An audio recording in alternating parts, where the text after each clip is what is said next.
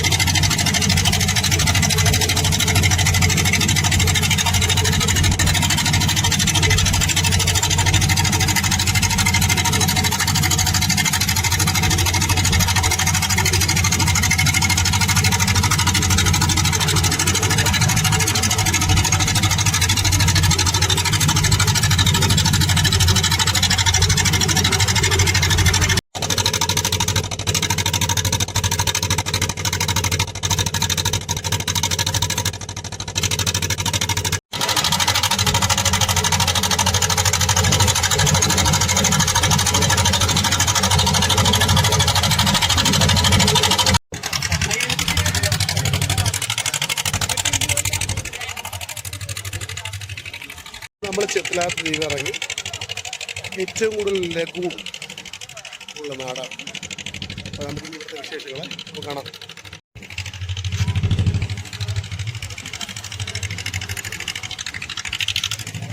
ഡാക്ക് ബംഗ്ലാവിൽ വന്നിരിക്കുകയാണ്. എല്ലാ സ്ഥലങ്ങളിലും ഉണ്ട് ഡാക്ക് ബംഗ്ലാവ്. പക്ഷേ ഇവിടുത്തെ കളർ വ്യത്യാസമുണ്ട് കേട്ടോ.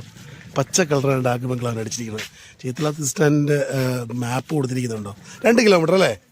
2 കിലോമീറ്ററിനകത്തുള്ള ചേത്തിലാത്ത് ദ്വീപിലെ നമ്മളത് കണ്ടോ ഡാക്ക് ബംഗ്ലാവിൽ വന്നിരിക്കുകയാണ്.